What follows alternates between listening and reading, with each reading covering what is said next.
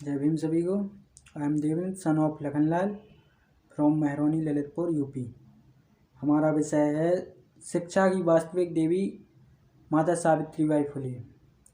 3 जनवरी 1831 को हमारे देश में महिलाओं के सामाजिक और मानसिक विकास और जीवन पर्यंत नारी के उत्थान के लिए लड़ने वाली और शिक्षा की वास्तविक देवी माता सावित्रीबाई फुले जी का जन्म हुआ था और हम इनकी 190वीं जयंती मना रहे हैं। इन्होंने अपने पूरे जीवन काल में महिलाओं के उत्थान के लिए, महिलाओं को समाज में सम्मान पूर्वक जीवन जीने के लिए और समाज में बराबरी के लिए अपना संपूर्ण जीवन न्यौछावर कर दिया।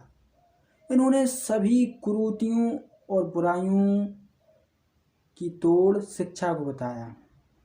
हमारे समाज में जितने भी महापुरुष हुए हैं उन सभी ने शिक्षा पर जोर दिया, क्योंकि सभी जानते थे कि शिक्षा ही एक ऐसा हथियार है जो पाखंडवाद और ब्राह्मणवाद को जड़ से उखाड़ सकता है। आज अगर हम माता फुले की मिशन को देखें तो उच्च वर्ग की महिलाओं को छोड़ दिया जाए तो बाकी सभी वर्ग की महिलाओं की शिक्षा का स्तर बहुत ही खराब है।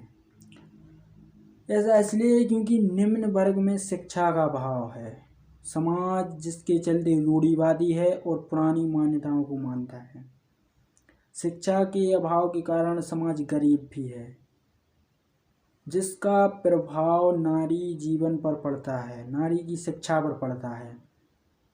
आज जो भी महिलाओं की समस्याएं हैं उन अधिकतर समस्याओं की जड़ कहीं ना कहीं दहेज प्रथा से जुड़ी हुई हैं।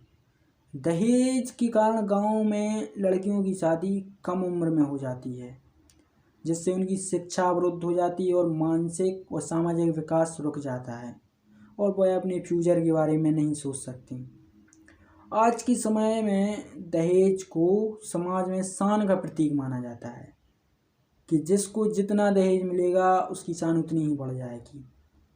परंतु हम कभी ये नहीं सोचते कि ये एक प्रकार का सौदा होता है जिसमें हम अपने बच्चे की बोली लगवाते हैं। हम अपने बच्चे की कीमत खुद फिक्स करते हैं कि हमारा बच्चा इतने में बिकेगा और एक लड़की वाला हमें पूरी तरीके से खरीद लेता है। हम कभी ये नहीं सोचते कि एक गरीब आदमी अपनी बच्ची की शादी किस प्रकार करता है, क्योंकि दहेज के कारण वह उसे बोझ समझता है। अब बोलना तो बहुत चाहता हूँ बट समय को ध्यान में रखते हुए और माता फुले जी के मिशन को ध्यान में रखते हुए आप सभी माता पिता और भाइयों बहनों से निवेदन है कि प्रण करें कि ना तो कर्ज वाली बहू लाएंगे और ना ही कर्ज वाली बेटी देंगे। पता नहीं इससे कितनों की ज़िंदगी बच जाएगी और कितनों की ज़िंदगी सुधर जाएगी। अंत में माता फुले जी के लिए कुछ शब्द।